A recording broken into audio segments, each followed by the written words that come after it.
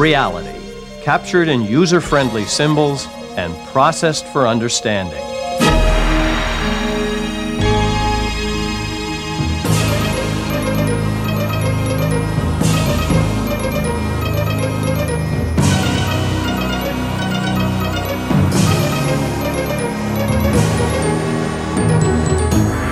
The Idea Channel. It is my great pleasure to present to you Professor Milton Friedman on the subject Equality and Freedom in the Free Enterprise System. Professor Friedman.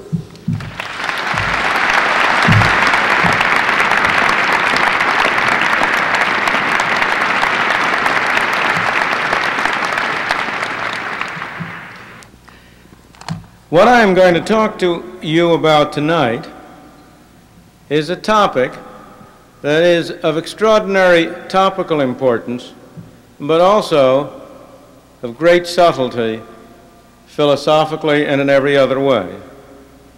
The belief that government has both the responsibility and the power to promote equality of income has become an article of religious faith. It takes about as much daring these days to question the virtues of egalitarianism as it used to take to question the virtues of motherhood. I trust that just as it no longer takes that much courage these days to question the virtues of motherhood, the time may come when an even greater degree of understanding about the problems of equality will make it less dangerous to question the virtues of the religious belief in equality. Like most religious beliefs, and the reason why it is to be called a religious belief, this one is unexamined and preached rather more than it is practiced. In this talk tonight, I want to discuss first the various meanings that are attributed to the concept of equality and the ambiguities which each of them have. Second, the relation between the value of egalitarianism or equality on the one hand and such other values as efficiency, justice, and liberty. And third, some of the facts about the distribution of income and about the effects of government measures that have been taken in the name of promoting equality. It is appropriate in this place to start with perhaps the most famous of all declarations about equality. This is in some ways the root meaning of the concept of equality. You all recall that Thomas Jefferson, when he wrote the Declaration of Independence, wrote, "We hold these truths to be self-evident, that all men are created equal." If you were to stop there and think about those words, you would say, well, what utter nonsense. How can any man as intelligent, as knowledgeable, as worldly as Thomas Jefferson write such an obviously invalid sentence? Not only aren't all men created equal, all people aren't men. And what about the women? Thomas Jefferson, like so many of his fellows, was a slave owner. Was he asserting that the slaves were created equal to the non-slaves? Some men are born tall, some are short, some are strong, some are weak, some are smart, some are stupid. But obviously, Thomas Jefferson did not mean that men are created equal in the literal sense, that they are clones of one another. That isn't what he meant. And that becomes obvious if you don't stop the reading of the Declaration of Independence at that point, but go on to read the sentences that follow. And what follows that statement in the Declaration of Independence, "We hold these truths to be self-evident, that all men are created equal," it continues, "that they are endowed by their Creator with certain inalienable rights, that among these are life, liberty, and the pursuit of happiness. What Thomas Jefferson and the Founding Fathers were saying when they said all men are created equal is not at all an assertion about their genetic composition or their physical characteristics. It was rather an assertion that they were equal before the law, that they were equal in the eyes of God, that each person is precious in and of himself, that each person separately is to be taken seriously as a human being in and of himself and is not to be treated simply as a means for the purpose of serving somebody else's ends. Equality, even in that sense, of course, the Founding Fathers were preaching what they were not practicing, as they were well aware, because that concept of equality was, of course, inconsistent with slavery. And the working out of the logic of the Declaration of Independence ultimately had to lead to the abolition of slavery, because it did violate this fundamental concept of equality, equality as human beings before the law and before the Creator.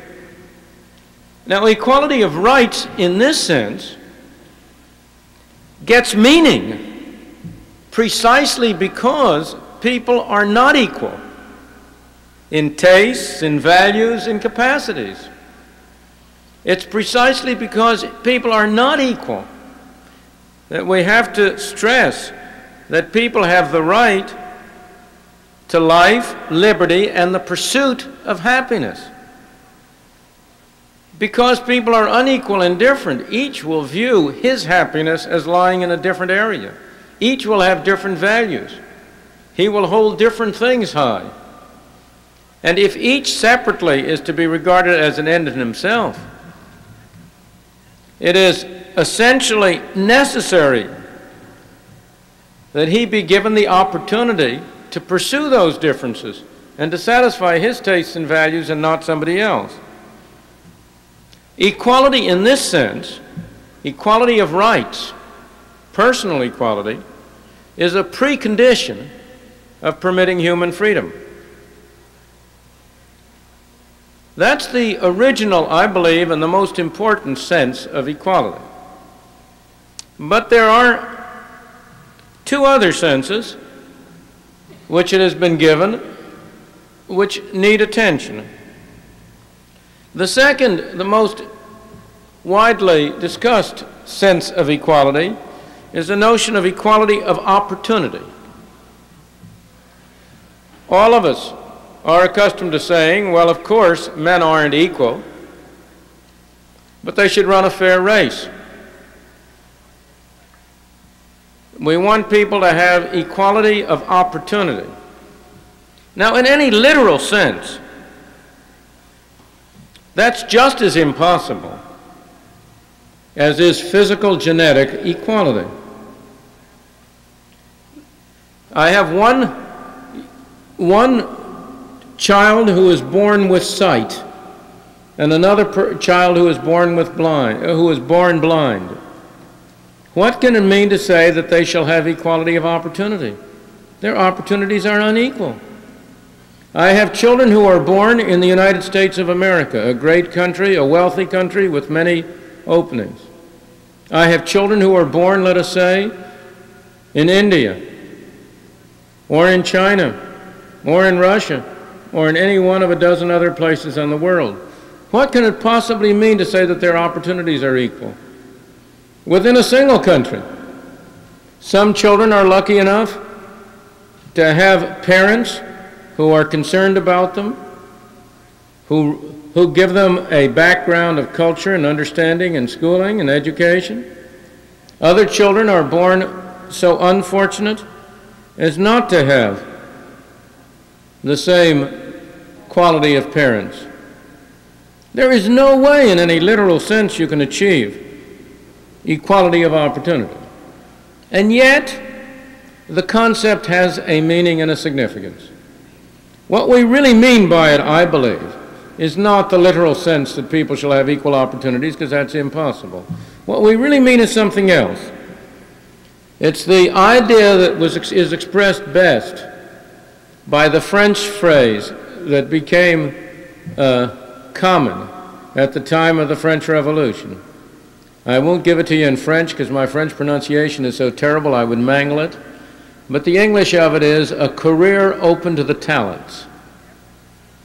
That every career shall be open to every individual who shall have the talent and the ability and the good fortune to have had the upbringing which would qualify him for it. The meaning of equality of opportunity in this sense is that there shall be no arbitrary obstacles placed to prevent people from achieving those careers, those positions, those opportunities for which they have the ability and the capacity and the taste to qualify. In that sense, equality of opportunity, as we shall see, is also a necessary condition for freedom, in the sense that there shall be no arbitrary obstacles preventing people from developing their capacities. But I come to the third sense, and the one which is the one most widely used today, and that's the notion of equality in the sense of equality of outcome. This is what is meant when people say we want a society in which inequalities of income are less, in which differences in wealth, differences in goods and services available are less. Now, equality of income, equality of outcome, is clearly inconsistent and contradictory to equality of opportunity of the kind we've just been talking about. Let me illustrate that in a rather silly and trivial way. A group of us get together to play a game of poker. Equality of outcome means that after the game is over, you have to redistribute the money so everybody ends with the same amount. Well, that takes all the fun out of the game. And it also completely denies the idea that at the outset everybody shall have the opportunity to do the best he can. If everybody is to end up in the same place, to have the same outcome after the event, what does it mean to say that people shall have equality of opportunity to achieve as much as they can in terms of their capacities? So equality of outcome, is clearly inconsistent with any appropriate concept of equality of opportunity. But beyond that, it is an even more difficult concept to define precisely than are the other concepts, equality of rights or equality of opportunity in the sense of no arbitrary obstacles. If we're going to talk about equality of income, what is the appropriate area? Should we talk about the world as a whole? Are people who say we cannot tolerate inequalities of income saying we shall see to it that the objective, that the aim ought to be to have every person around the world have the same income as every other person?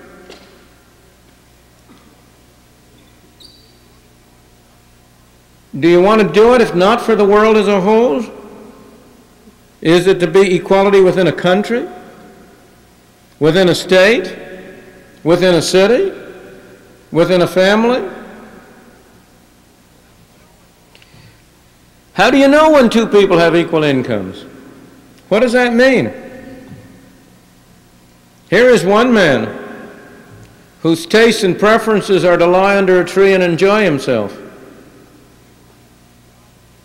And he will choose a job which will give him that opportunity even though it has a much lower reward than another man who is a workaholic and wants to work hard, and besides he likes those things you can get with money. Under what circumstances do they have equal income? Are you going to say they have equal income if they have equal money? Indeed, Do we not require under many, many circumstances that money incomes shall be different in order that the whole of people's returns be the same? I want to induce somebody to do a dirty, nasty job, and I offer somebody else a very pleasant job. Isn't it necessary, in order that they shall be equally well off, that the one man receive a higher income in dollars, higher money income than the other? Some activities carry more risk than others.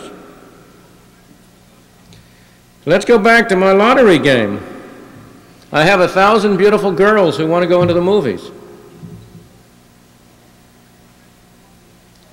Where do I measure equality of income? One of them is going to become a star and make $1 million, and the other are going to have very low incomes. But they all start off equal. How do I measure when are they equal in income? And how do I compare their income with the other 1,000 equally beautiful girls who decided to become secretaries? What unit do I want to take if I'm going to measure equality of income? Do I want to look at the person as a unit, the family? Here I have two families. Both husband and wife. The one decided that they would prefer to have children, and the other decided that they would prefer to have a nice automobile. What measures equality of income? Equality per person or per family? Now, lest you think that this problem of the size of family is an irrelevant consideration, let me point out to you that probably no change in the past 75 years has done more to reduce real poverty and real misery than the change in the size of the family over that period, and particularly the elimination of very large families. If you go back to the social surveys that were being made at the turn of the century, you will find that the real cases of poverty were the cases of families which had a very large number of families of relatively low income, which had a very large number of children. If I had two families, both had the parents and the father, let's say, in both cases had the same job, earning the same number of dollars per week, then one family might be relatively well off because it was small, while the other family was poverty-stricken because it was undesirably large. And the changing technology, which has enabled families to choose the size that they prefer and to plan their families, has probably been about more important than any other single change in the past 75 years in reducing the incidence of real poverty and misery. But the problems are only beginning. Do I want to look at the equality of incomes on a day-by-day basis, on a week-by-week basis, on a month-by-month basis, on a year-by-year basis, on a life-by-life basis? We have baseball players whose working season is very short. They only work during 5 or 6 months of the year, and then, as some of you may know, they, in many states, collect unemployment insurance in the rest of the year. Do I say that in the first 6 months of the year their income is higher than that of the people in general, and in the last 6 months it's lower? Surely I want to look at it on a year basis. But here are all you youngsters in school. If I construct the usual kind of a distribution of income on a person-by-person basis, each one of you will enter in as one at a relatively low income, along with your parents who will enter in at a relatively high income. But that's a silly comparison, because you may have a low income now, but you are destined to have a high income later on.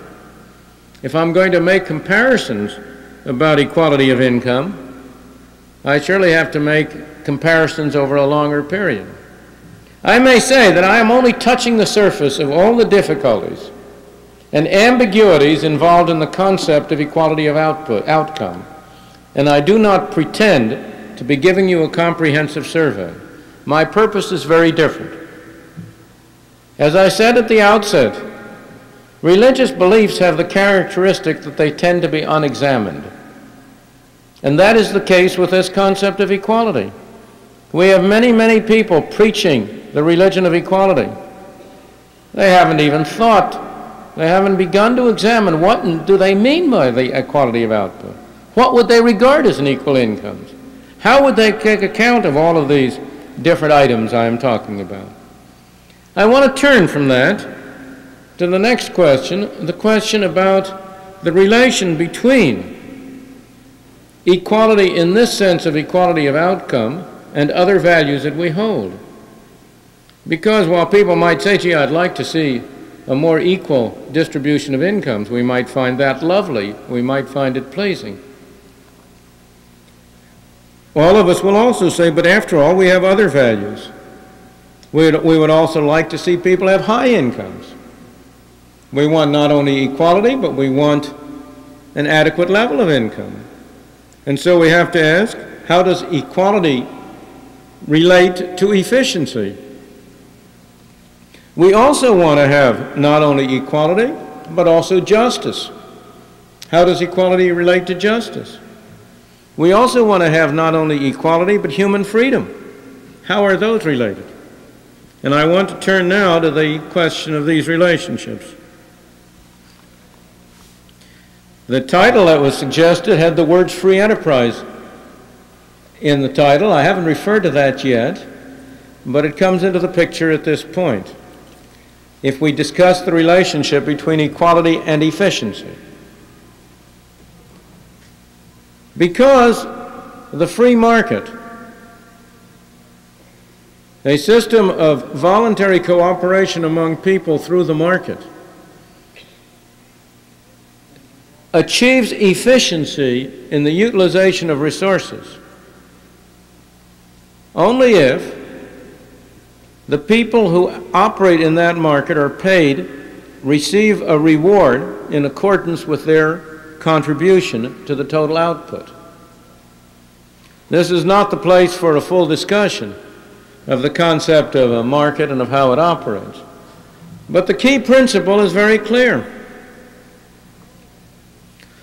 The role of a market and of the price system is, first of all, to transmit information so that everybody involved in this market can know what services are valued and relatively how they are valued. That's the function, one function of prices. If the price of something rises, the price of blue jeans, that transmits information that people prefer blue jeans to other things. And that's the first role of the price system, is to transmit information. But you have, it's not enough to transmit information. You have to be able to act in accordance with the information. And the second role of the price system is to provide an incentive to producers to act in accordance with the information. It's to enable the people, Levi Strauss, who produces a blue jeans, to say, oh, we got to produce some more blue jeans. We better buy some more material, and we better hire some more labor, and we better get more machines. And from that point of view, the role of the price system is to have them figure out the cheapest way to produce those extra blue jeans. And they do that by seeing what the price of the material and the manpower is and adding it up. But in the third place, what incentive is there for people to act on the basis of this information? The fact that they are being rewarded in accordance with what they produce. Here is the information, the signal has gone out that the society would like to have some more blue jeans. And here's a man whose greatest skill, he's very skilled in making blue jeans, but he's now perfectly happy doing something else. Why should he move? Well, the price system leads him to move if he is rewarded, if he gets an income in accordance with the value of what he produces. In that case, he can get a higher income by going and producing blue jeans than he can get by wherever he is now. So, a free market will produce efficiency only insofar as those who cooperate in the free market are paid in accordance with the value of what they add in the market, according to their product. Payment in accordance with product is a principle that is absolutely essential to achieve efficiency in a free market. Now, equality and this principle of efficiency does not bear a one-way relationship. There are some measures which will promote both equality and efficiency. The concept of equality in the sense of a career open to the talents, in the sense that there shall be no obstacles, no arbitrary obstacles. The removal of such obstacles will promote both efficiency and equality. If I have had the rule that only people who are born from certain classes in society shall be able to hold certain classes of jobs, and that's an arbitrary obstacle, the removal of that obstacle will promote both equality by giving greater opportunity to a wider class of people, and efficiency by enabling people to use their resources more efficiently and more effectively than they otherwise could. But those government measures that reduce the relationship between reward and output interfere with efficiency. They destroy the incentive for people to use resources most effectively. If for every extra dollar you produce, 50 or 60 cents of it is going to Washington or to the state capitol or the city hall, well, then you don't quite have the same incentive to undertake the efforts involved to earn that. So the relationship between equality and efficiency is a complex one. Those measures that widen equality of opportunity will promote efficiency. Those that introduce a difference between product and reward will reduce efficiency. The same thing is true about the relationship between equality and justice. Justice is in the eye of the beholder. There is no absolute standard of justice. There is no way to define justice. One man's notion of justice is not the same as another man's notion of justice. My great teacher, Frank Knight, used to say, he died years ago, but he was a great man, and many of us are much in his debt, and he used to say, you know what's going to destroy this world? It's going to be the search for justice. Now that seems like a paradox, but it is not a paradox at all. Because if justice were self-evident and identical to everybody, there would be no problem. But the point is that if I am going to put justice above everything, then the only way that can work out is through a war among alternative meanings of justice. It's almost impossible to agree about justice, but you can come closer to agreeing about what is clear injustice. And here it's easier to agree about how to avoid clear injustice. And here, equality of treatment, equality of outcome, is sometimes required in order to avoid injustice. It is unjust for two people who are essentially in the same position to be treated differently. Equals should be treated equally. And that kind of injustice can only be avoided by equality. However, equality may also conflict. It is unjust if a thief and his victim are treated equally. Unequal treatment is needed for justice. It is unjust for a lazy man and a hard worker to be rewarded equally. Justice there requires difference. But the most important conflict, and the one I really want to stress, because I believe it is a fundamental one, is the conflict between equality and liberty, or the possible conflict. Here again, as I say, equality in the sense of no arbitrary obstacles Equality in the sense of equality before the law, in Thomas Jefferson's sense, is a precondition for freedom and liberty. But imposed equality of outcome clearly conflicts with liberty. You can bring that out in the most clearly by taking the extreme case. Suppose everybody was going to end up having the same amount of goods and services regardless what happened. Everybody was going to have the same amount of food, the same amount of clothing, the same amount of housing. How would it be decided who would do what work? How do you, under those circumstances, allocate jobs? Who sweeps the streets? Who directs the traffic? Who teaches the classes? Who flies the airplanes? If everybody's going to end up being exactly equal, you're not going to have very many volunteers for sweeping streets. And I suspect there might be one or two other jobs for which you would not have many volunteers. It is obvious that if everybody is going to end up equally, then only coercion and force, order, command, could assign people to jobs. But then what happens to the equality you started with? Is the man who gives orders equal to the man who takes the orders? Are you not in that wonderful position that George Orwell described so well in Animal Farm, in which everybody is equal, but some are more equal than others? Perfect equality is a myth. And if you could conceive of it in any way, it would be utterly inconsistent with liberty. But we don't have to go to that extreme case.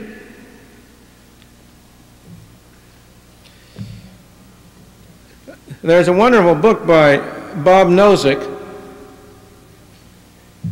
which deals with the case of equality and anarchy. And he gives a simple example to illustrate this point that I think is very effective. He says, let's suppose hypothetically we started out with a situation in which everybody was absolutely equal in terms of income. Everybody had the same number of dollars of income, and for a moment we begged the question of who does what. And he says, but you know, and this is a good auditorium in which to mention this, there's one great basketball player, let's say, to go back a little ways, Wilt Chamberlain. And lots of people would love to see him play basketball. And they all get together and they decide they'll chip in a quarter apiece to make up a purse in order to persuade him to play basketball. He's perfectly willing to play basketball if he gets that amount of money, but if he doesn't get paid at all, why should he bother? Now, if you're going to maintain an equal society, you've got to prevent people from doing that. That's a violation of equality, because after the game is played, it's like after the poker game or after the lottery. People will no longer be equal. Again, from another point of view, you see that equality and liberty really conflict very sharply. But you cannot achieve complete equality without utterly destroying liberty, without destroying freedom. That inequality of outcome, of final product, is in many cases the other side of freedom. Now, once you put it this way, it becomes absolutely clear that, you know, people don't really want equality of outcome. That's a bunch of nonsense. People may talk as if they want equality of outcome, as if they are egalitarians, but nobody believes it. Is there anybody who really says that you ought to prohibit people completely from participating in lotteries? Well, lotteries are illegal in one form or another in many states. Mistakenly so, I believe. But there are lotteries and lotteries. I've already suggested that the young women who seek a career on the stage or in the movies are engaged in a lottery. People who go into a business which may yield them a lot of money or in which they may go broke, they're engaged in a lottery.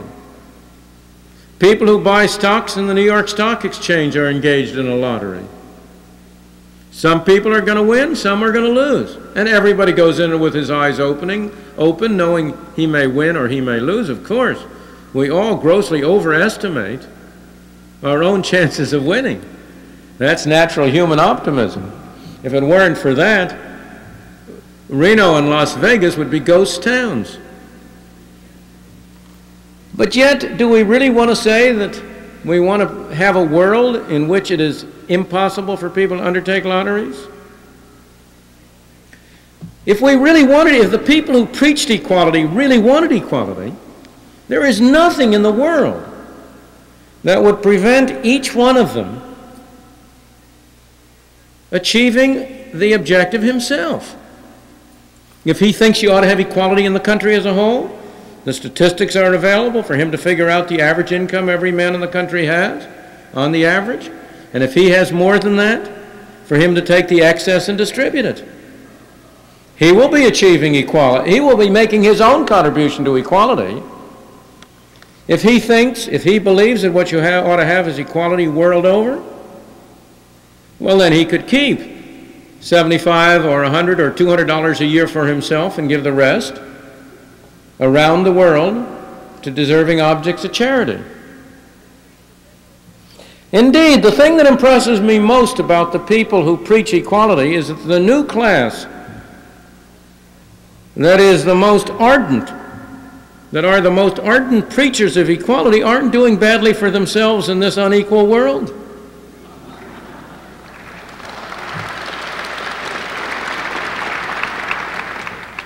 And of course, this is one of the major problems, one of the major reasons they preach it. Because the doctrine of equality has proved a very potent means for producing good jobs.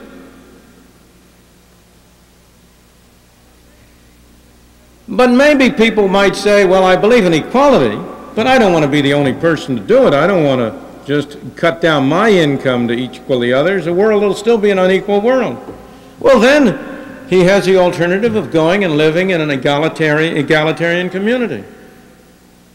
There are some small numbers of people around this world who have gone to live in communes. They ought to be perfectly free to do it, provided they don't try to make us live in a commune with them. And so if those people who preach equality really believe in it, there's nothing to prevent them from going there. I owe to the gentleman I mentioned before, Bob Nozick, a bit of really very nice empirical evidence that people don't really want equality. And that is that we have in one country in the world very equal socialistic communes which people can enter voluntarily and which are highly regarded, namely the kibbutzim in Israel. Now, the kibbutzim in Israel are egalitarian communities. They are communities in which all people are jointly involved in the kibbutz, in that particular community. They all share equally in the output. They all share equally in the work. They decide by joint meeting who shall do what, etc. It's the closest approach to a purely socialistic community you could possibly imagine. Moreover, unlike the situation in the United States, those communities are not looked down on. On the contrary, they are highly respected and regarded. They have great social standing. Everybody is free to join a kibbutz or to leave it. They have been viable social organizations, but at no time, and certainly not today, have more than 5% or so of the people voluntarily entered in and joined into the community. So we can make the empirical inference that about 5% of the people in any society would voluntarily choose equality versus diversity and opportunity. Now, what are the facts? The people who preach equality, if they heard what I said or listened to me say, would say, well, what you're saying is very well. But they would say to me, how can you stand up there and talk this way when you know that the problem isn't equality, the problem is inequality. The problem is that capitalist societies are wicked and inequitable societies in which the rich grind the poor under their heels. Now, the interesting thing is that the facts are precisely the other way around.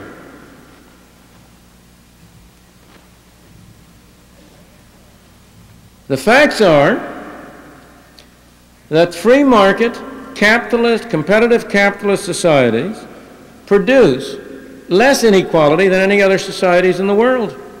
That they are by all odds the most equal societies.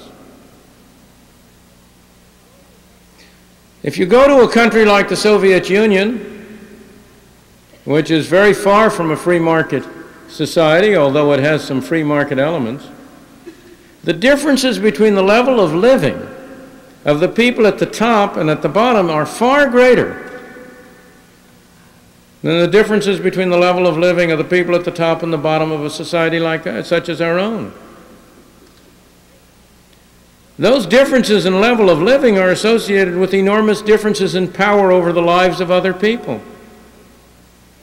But they are, forget about those differences in power, forget about the restraints on liberty, just look in terms of the way in which they live. Read a book like Heydrich Smith's book on the Russians, about the difference between the standard of life of the privileged upper classes and of the great masses. And if you don't want to do that, look at the statistics. The income of a foreman in a Russian factory is higher relative to the income of an ordinary worker than the income of a foreman in the United States in an American factory. If you look in a country like the United States, and you look at these statistical distributions of income that are put out, that 10% of the people at the top get 30% of the income and 10% of the people at the bottom get 2% of the income. And you look underneath that to the basic elements that account for that inequality, you will find that most measured inequality in the United States is due to things like differences in age, differences in family size, differences in level of education. If you eliminate these sources of differences among people, you account for the greater part of the differences. Moreover, the more successful the capitalist society is, the better. Industrial development, mechanical improvement, all of the great wonders of the modern age have done relatively little for the people at the very top of the income scale. Modern plumbing didn't mean a thing to the really wealthy people in ancient Rome. They had running water. It was carried in the hands of servants, but it was running. It didn't do them any good to be able to turn a tap. Television, radio that has brought what some people regard as entertainment to millions of others. The patricians in Roman society, they could get the best artists in their society to come into their homes for them. No, the great achievements and improvements of Western capitalism have redounded primarily to the benefit of the ordinary man on the street. They have primarily made available to the masses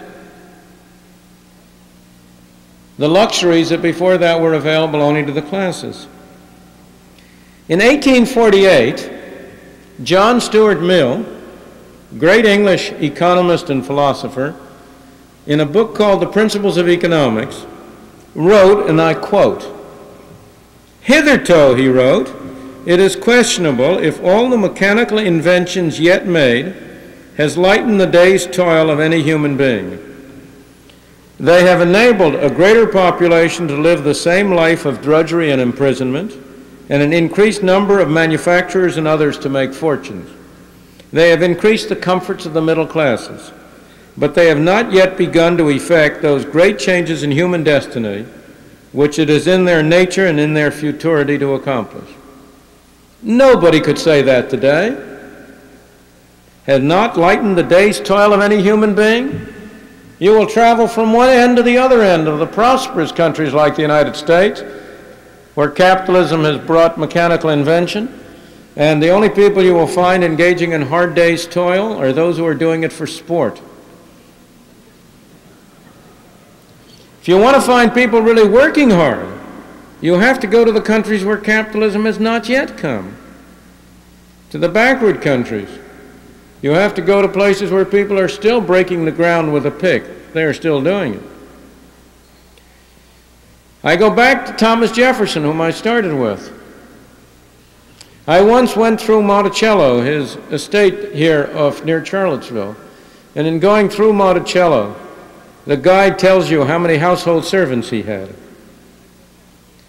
I took that figure and I used it to estimate how much a person would have to spend today to be able to command the full-time services of as many people as Thomas Jefferson commanded for his consumption. I don't mean directly in having people around the house, but after all, if I buy a suit, somebody has worked to make that. That's the equivalent of so many days' services. And so I said, take the total amount of consumption divided by the average wages of a man, and that's the number of men that a man commands. Now, Thomas Jefferson was a well-to-do man, but he wasn't one of the most wealthy men of his times. He was upper middle class, lower upper class. There were many people like him. I no longer remember the exact number, but I remember that I calculated that for a person today to be able to command the services of as many people as he did, he would have to be able to spend on consumption something like $3 million a year. Now, the proportion of the American population that can do that is minuscule compared to the fraction of the people in Thomas Jefferson's day who were of his level of well-being. The fact is that there has been an enormous increase in equality in the United States, primarily as a result of free market capitalism. Of course, you will say to me, but what are you talking about? We haven't had free market capitalism. The government has been playing an increasing role in the last 50 years. All of these improvements you're talking about are attributable to the wise and beneficent intervention of the government in evening out the extremes of the income distribution. What about that? Well, I believe the situation is exactly the opposite. That government intervention has been a major source of inequality at both ends of the income scale. If I ask today, what are the major sources of poverty for the disadvantaged in this country? If you examine that question, you will find that the major sources, the major creator of poverty has been the U.S. government and local governments. If I take the class that is most noted, that we are likely to talk about, in what respect are the poor in the center ghettos of our big cities most disadvantaged? In what respect are the poor blacks worst off? There is no doubt what the answer is. The respect they are most disadvantaged is in the kind of schooling they can get. Why? Because the schools are run by the government. First of all, we give them a whammy in not letting them get decent training to have skills to work, and then we say, you don't have good skills, you aren't worth much in the marketplace. We want to make sure you are really not getting jobs, and so we will impose a minimum wage rate that will make sure that you're not worth anybody's while to hire. The minimum wage rate is the most anti-Negro law on the books of the United States, in my opinion, because it requires an employer to discriminate against anybody who has low skills. So our government schools give them low skills, and our government minimum wage laws deny them a job to get on-the-job training. Our government laws promote and defend the restrictive practices of trade unions, which have been another source of reduced opportunity to improve their lot on the part of low-income groups. We have a welfare system in the United States which has encouraged people to stay in the area of poverty, to become poor and to stay poor. The alleged intentions are excellent, but the actual outcome is very different from the intentions. So on the one end, governmental programs, many enacted in the name of helping the poor, have in fact been a source of poverty for the disadvantaged. At the other end, a major source of great wealth has been special government privilege. You know, if you will pardon me for touching on high and mighty subjects, there was a president of the United States who was able to retire after the end of his term to a very high income level on the basis of a family fortune founded upon the possession of a number of TV licenses. There have been very few, it's not an accident that some of the great fortunes in this country in the past 30 or 40 years have been made either in the radio and television field or in the field of oil. Because those are both areas in which the government has been granting special privilege, in the one case in the form of licenses for TV and radio stations given without charge, in the other case in the early days in the form of percentage depletion, of state pro-rationing boards, of oil import quotas, more recently in the form of entitlements, subsidies for the import of oil, and so on.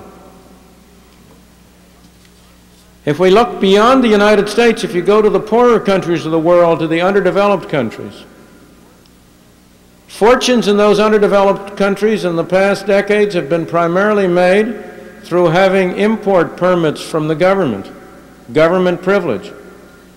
So government intervention, in my opinion, has been a source of less equality, not of more. What's true of these specific measures may well be true of government redistribution via taxes. It may well be true of what we call, erroneously, our progressive income tax system.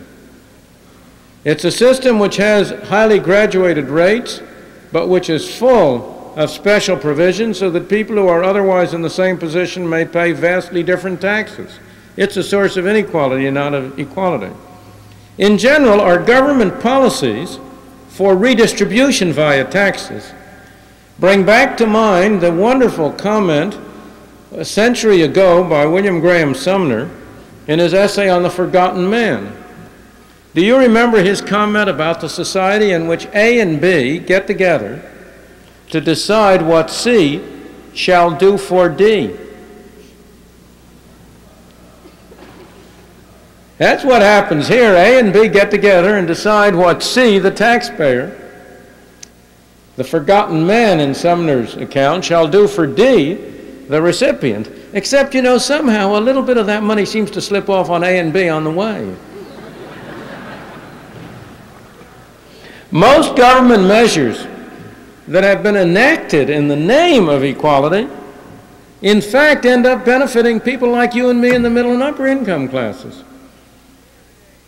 We are the A's and B's who try to impose on the C's burdens to help the D's, but we get our share in the way. I believe along these lines that if one goes through the discussion of egalitarianism and equality of outcome, the conclusion you come to, or that I come to, is the importance of distinguishing between two very different things. One is for 90% of us to decide that we are willing to tax ourselves to help the unfortunate 10%, to relieve distress and assure that nobody is in misery. That's one thing. I think it's a wholly different thing for 80% of us to impose taxes on one 10% in the name of benefiting the other 10%. I think it's a wholly different thing for any majority of us to redistribute income between one group and another, not to relieve misery, not to finance necessary projects, but simply because, as many of the proponents of equality will say, they find inequality unlovely. The redistribution of income, the taking from some to give to others, in order to achieve some kind of an abstract concept of equality, is comparable to cutting down the high trees in a forest to the same level as a low tree so that no tree shall stand above any other. And it seems to me wholly unjustified. I do not believe it can be regarded as just or proper or right to use policemen to take resources from some in order to give to others, just because some of us may think that our values demand greater equality. My final conclusion: any society that puts equality ahead of freedom will end up with neither equality nor freedom. Any society that puts equality before freedom will end up with neither. On the other hand, a society that puts freedom first will, as a happy byproduct, end up both with greater freedom and greater equality. It will be a byproduct, but it will not be an accident. It will not be an accident because a free society releases the energies and the abilities of people to pursue their own objectives. It thus prevents some people from arbitrarily holding down other people. It thus prevents people from achieving positions of privilege and maintaining it permanently. So a society that puts freedom first will, by no accident, but as a happy byproduct, achieve, in my opinion, both greater freedom and greater equality. Thank you.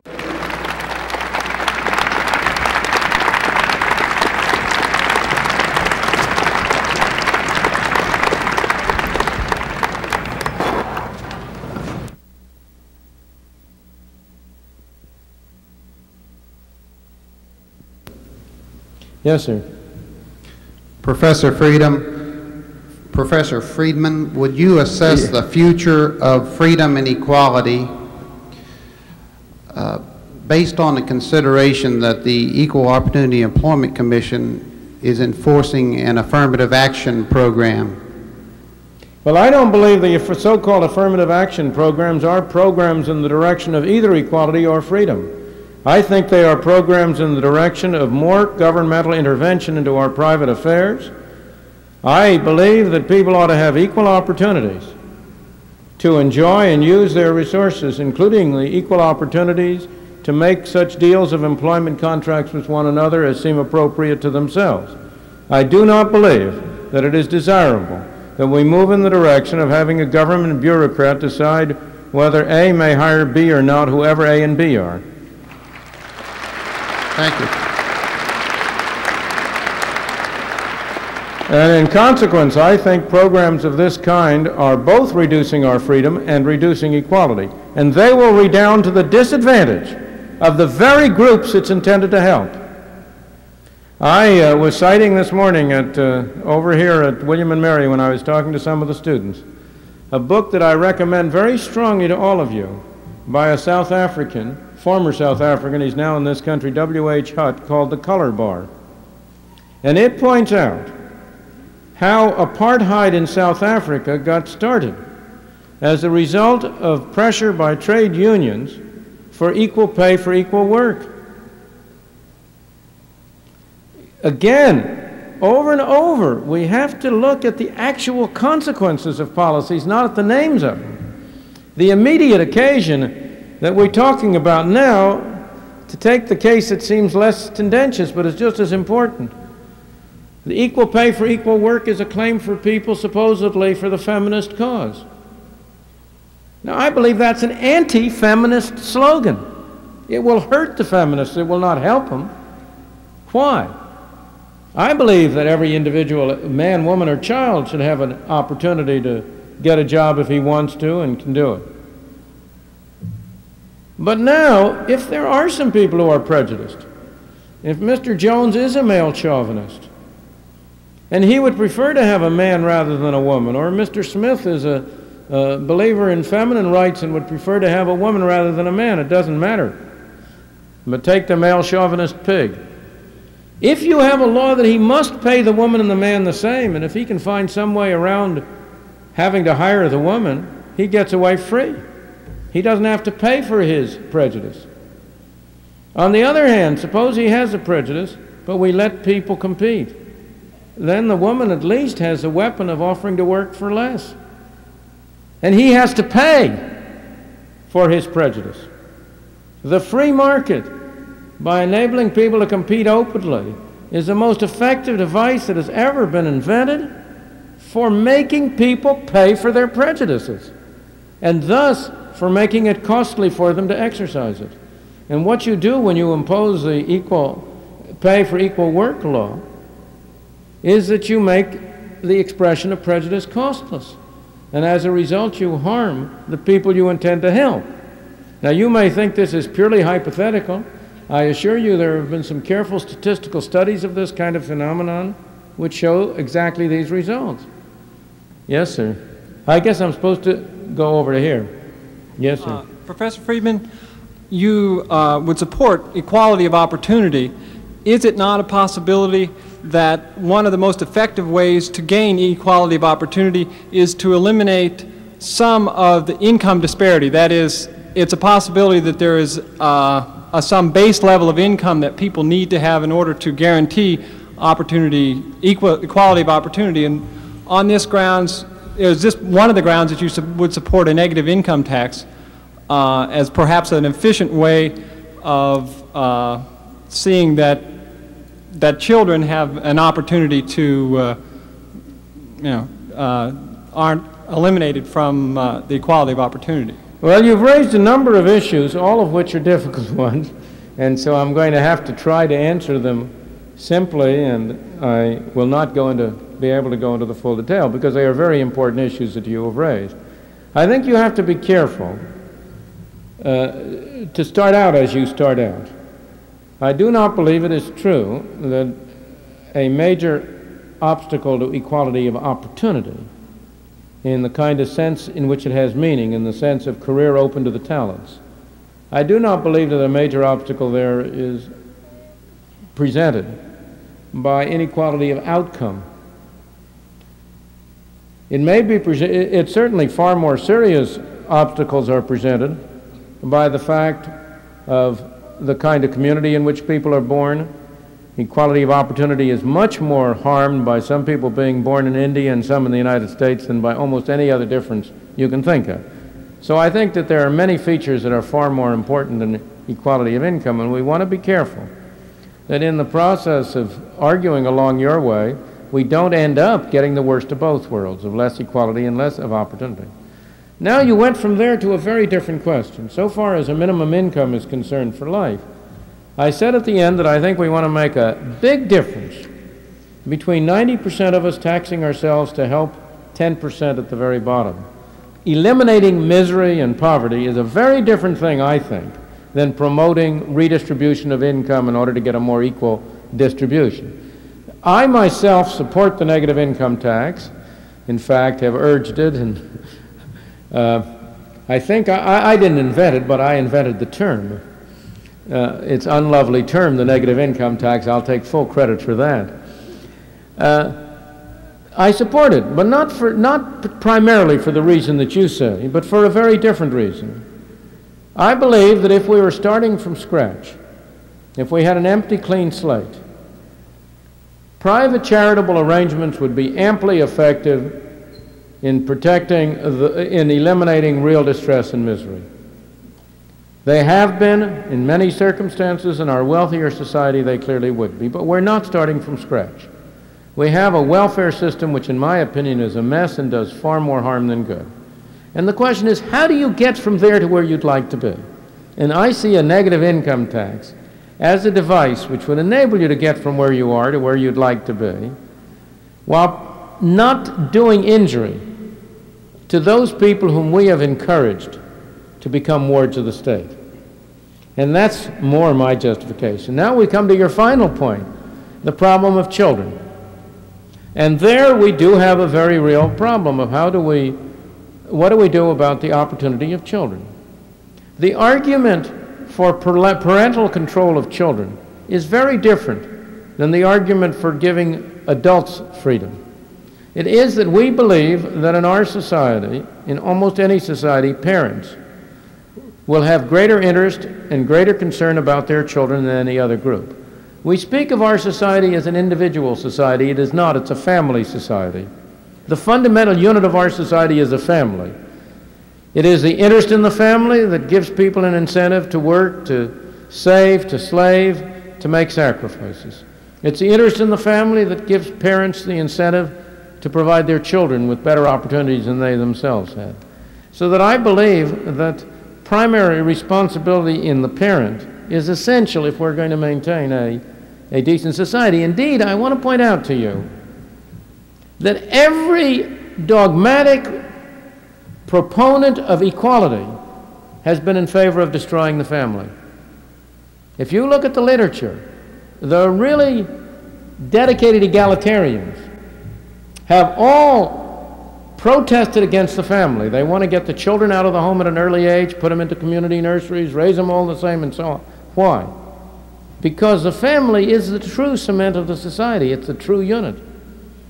So, and yet, I agree that when it comes to it, we cannot avoid having to say, in the case of parents who neglect or mistreat or do not provide their children with some opportunity, we must retain as a final resort on the part of the state the right to step in as surrogate parents. Now, I think that we should not defend that in terms of equality, but we should defend that much more in Thomas Jefferson terms, in terms of the right to life, liberty, and the pursuit of happiness of every individual. Thank you. Yes, sir. Dr. Friedman. I have two short questions. National Review. I hope they permit short answers. Last week's National Review ran an article on the income tax rates in the United States in which they said that the top 50% of the taxpayers in the U.S. are paying 92 or 93% of the total taxes. I'd like you to comment on that. And also, has anyone ever done a study as to the volume of and the effect of counterfeiting on the money supply? The second question I can answer very quickly, no. No way you can do it. The successful counterfeiter you're never going to catch. Of course, the biggest counterfeit of all is you and me, in our capacity as citizens, instructing our fellows down in Washington to turn that printing press. There's a real counterfeiting. And we have done studies of that, legal counterfeiting. But illegal counterfeiting, no. On the first question, there is no doubt that our current personal income tax is highly graduated, and that people with high incomes on the average contribute a lot larger fraction of total taxes than people with low incomes. No doubt. But those figures are extremely misleading because they understate the burden on upper income classes. Why? Because they deal with the money paid over to the government. But part of the cost of the tax system are the costs that people incur in order not to pay money to the taxpayers. We have thousands of high-paid accountants and lawyers who would be in different professions if it were not for the fact that there are the kinds of income taxes that there are now. There is no difficulty in knowing how to cut tax rates while letting the government have more revenue and letting people pay less. My favorite scheme, which hasn't got a chance of a snowball in the nether regions of being adopted, my favorite scheme is simply to leave the income tax law just where it is, but make the highest rate 25% instead of going up to the 70% it now goes up to. Don't say that. Because you will not bring the appropriate political pressure on your congressman to pass it. Now that simple change, why would that, you ask me, how can it be lowering rates will give more revenue? The answer is very simple. At a 25% top rate, it wouldn't pay people to spend the amount of money they now pay to get around paying taxes. Why pay 50 cents on a dollar for a tax shelter if it's only going to save you 25 cents in taxes? Over and above the revenue which the government gets, there is an enormous cost to taxpayers of compliance. By substituting a top rate of 25% for the present top rate, I can guarantee you that anybody who will sit down with me for 15 minutes with the numbers will be persuaded that the government would take in more revenue. No other change in the law, and yet there isn't a chance of passing it. Why? Because if you passed it, what would the congressman have to sell? What would tax lawyers and accountants have to sell? You may think that's a joke. It isn't. It's serious, and it's a real reason you won't get it done. Thank you. Yes, Professor. Would it be wise for the U.S. to reduce or eliminate its national debt, or better to keep it at a fixed percentage of the gross national product, on average varying the percentage temporarily during periods the economy needs to be stimulated or dampened? Well, you've asked two different questions. First place, we have been reducing sharply the ratio of the national debt to national income. The national debt is decidedly lower today than it was 40 years ago, 30 years ago. How has that been achieved? How can it be that every year we've run deficits and yet the national debt goes down as a percentage of income? Because we've been paying off the debt with funny money. We've been paying it off through inflation. And we've been inflating the income level while the funded national debt, we have been selling government securities and government bonds to people and making them pay for the privilege of lending to the government. I never tire of pointing out that the government savings bonds and government long-term bonds have been a snare and a delusion to anybody who has been foolish enough to buy them, that people buy them and get back in purchasing power less than what they originally paid for them, and to add insult to injury have to pay taxes on the alleged interest that they receive. So that's how we've been paying off the national debt. Now, however, that's really misleading, because that's not what the national debt really is. That's the funded national debt that you're referring to. We also have an unfunded national debt. That is to say, the U.S. government, particularly under Social Security, but also under various other future promises, railroad retirement, civil service pensions and the like, has promised to make payments in the future to a far greater extent than the taxes which those same programs are now scheduled to yield. The unfunded debt of that kind now has a present value of something between $1.5 and $3 or $4 trillion. It's many times the size of the funded debt. Now, you ask the question, should we keep that at a constant fraction ratio of GNP? It doesn't really make too much difference, in my opinion. I believe that on the whole it would be best to have a system under which, over a reasonable period of time, we tended to have a balance between government expenditures and government receipts, so we did not add to the national debt. Then at least we should hold it constant, not as a percentage of the GNP, but constant. That would, in my opinion, be the best, but I'm not sure it's very feasible. But then you said, except to manipulate it from time to time as a way of stimulating the economy. But that isn't a way of stimulating the economy. That, again, I can't get into that, but you are implicitly assuming something there which is very far from being acceptable. Yes, sir. Dr. Friedman, it's my view that equality of opportunity to a large extent depends upon freedom of the individual to do as he chooses within the confines of our law. And within the past 50 years or so, it seems as though the government is taking a larger role in our lives, regulating more and more, or if you will, taking on more and more the characteristics of a welfare state. And what I was wondering is, as people become more dependent upon the government for benefits, they tend to lose their freedom of choice. Assuming this trend will continue, what do you see in the future to protect the individual liberties of our people? Well, the greatest protection of the individual liberties of our people, fortunately, is the extraordinary ingenuity that they are able to display in getting around these regulations and controls.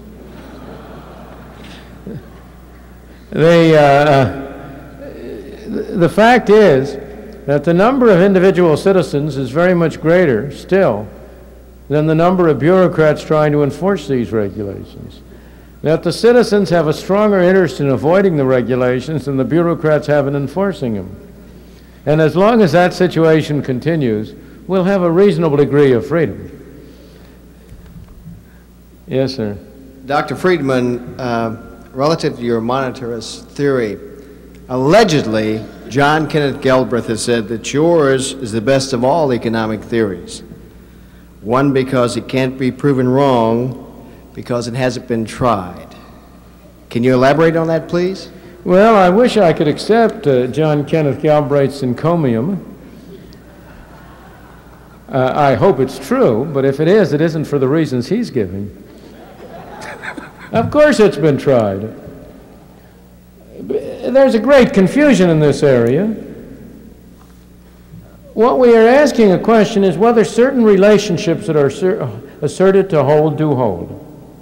The theory does not consist of a prescription for a particular course of action. What he is referring to is the prescription which I have over and over again suggested, which is that government should conduct its monetary policy so as to produce a steady rate of growth in the quantity of money. That's a prescription. But it rests on a theory which has to do with the relationship between monetary quantities, monetary aggregates, total money supply, and other magnitudes. And that theory has certainly been tried over and over and over again. There's no problem of examples in which it's been tried. I'll illustrate a case which was not very far from here. In the Civil War, in the war between the states, as I guess you people here would refer to it, in the war between the states, the South, the Confederacy, financed the war primarily by printing money, and you had a very nice inflation running here, something like 4% a month, as a way of financing the war. At one point late in the war, the northern armies overran the places where the printing presses were. And it took them about 3 weeks to move the printing presses to a new location. In the meantime, they couldn't print any more pieces of paper, and lo and behold, the inflation stopped. Well, now that's a pretty good trial of the theory, isn't it? And there are thousands of trials of that kind. There's an enormous amount of evidence that has been accumulated about the kind of relationships that underlie that theory. And so it simply is not valid to say that the theoretical relationships have not been tried. What is true is that the policy prescription has not been tried. Thank you. Yes, sir. Yes, Dr. Friedman, I'd like first to thank you for the opportunity to approach you. And I'll ask this question. Although I'm largely in favor of the free enterprise system, I'm rather troubled by the broadcast industry, particularly television. It's quite good at doing what free enterprise does so well. It pleases the masses. But it would seem to do so at the expense of creating a lot of, I think, generally undesirable social connotations.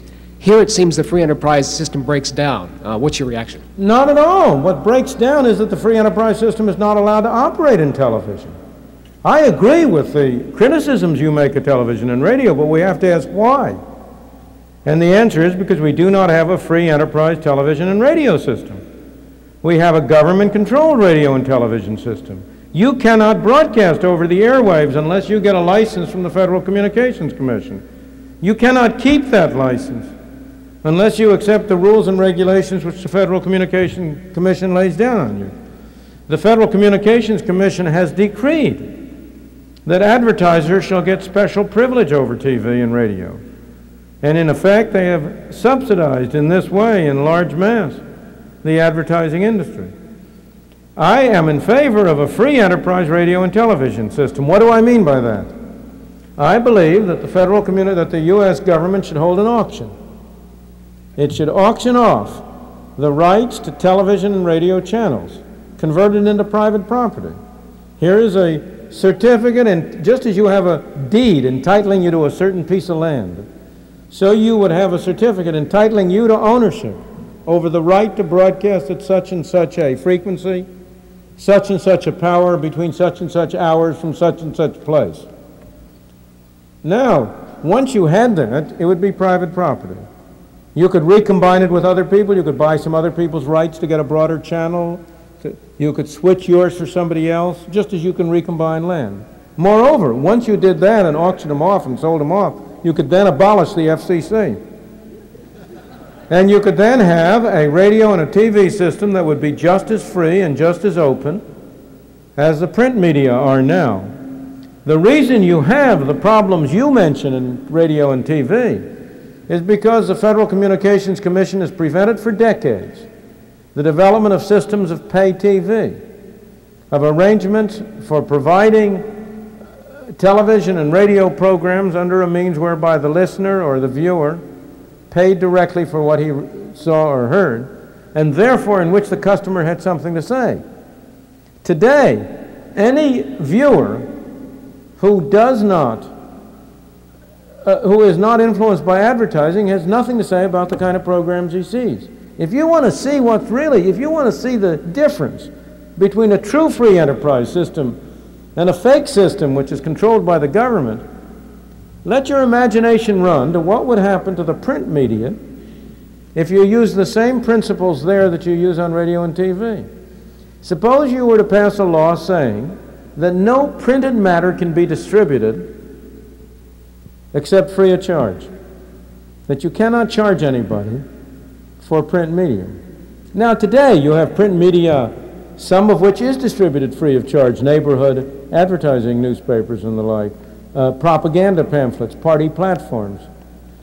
You also have print media in which there's a lot of advertising and maybe what you pay for it is half of what it costs to produce. You also have print media in which you pay the whole cost, books and the like. So if everything had to be distributed away free, it would all have to be financed by advertising, and you would have the same kind of wasteland in print media that you now have in television and radio. Because the only kind of thing that would pay people to distribute with advertising would be things which had a mass market and which were very cheap. So the problem in radio and television is not that free enterprise isn't producing what we would expect of it. It is that we don't permit free enterprise to operate. Now that monopoly, that situation is going to be broken. It's going to be broken, in my opinion, by the entrance of the cassette recorder, the Betamax and the like, under which it will be possible to have libraries of video cassettes that can be rented out and sold out, and that's going to enable you for the first time to make effective use of this medium. Okay, it's all right, just say it over. Can you hear me? Okay. Yes. I find the idea that paying a group lower wages is a way to make an employer pay for his prejudices unclear. His implied payment is a degree of discomfort which it would seem becomes manageable in view of the higher profits afforded. Could you clarify? Of course, I'll be glad to. He doesn't get any higher profits. He gets driven out of business if he insists on behaving the way you're talking about. Because there'll be some other fellow there who will be willing to take advantage of those people who are available. And that other fellow will be able to undercut the first fellow. Most employers who discriminate on irrelevant grounds are not expressing their own tastes. They're transmitting the tastes of their customers.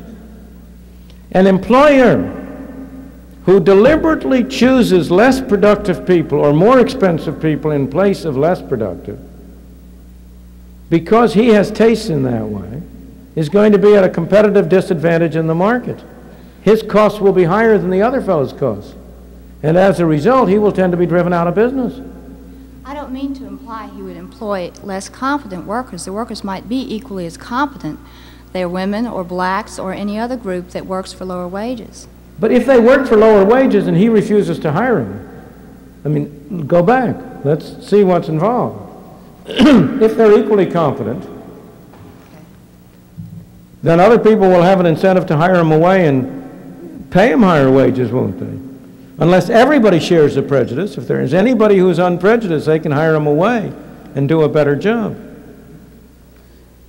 But suppose for a moment that they're not equally competent. Suppose they really aren't as productive. Then whom are you benefiting by forcing him to pay them the same wages? You're hurting them, you're hurting him. He's going to be out of business, they're going to be out of jobs. Now, how do we know which are equally competent or not? How do we decide that? You're back in the dilemma that who's going to make the judgment? In a free market, we each make our own judgment, and if we don't interfere with it, anybody who lets irrelevant considerations enter in is going to pay for it. because he won't be hiring the most efficient, the most competent, the cheapest groups. Let me go back to some stories along these lines that are interesting. At a time when there was great prejudice on the part of whites to be served by blacks in retail stores, take a case like that. A storekeeper who insisted on hiring blacks would simply go out of business. His customers would leave him. At that time, what happened? Businessmen tried to arrange things so as to have as few people in front as possible and as many people behind the back as possible, and you had them using the blacks who were disadvantaged behind because that was a cheaper thing to do. They were working their hardest to eliminate the effects of prejudice. Now, if you say they've got to pay the same price to everybody, regardless of anything, there's no incentive on them to work hard to remove the effects of prejudice.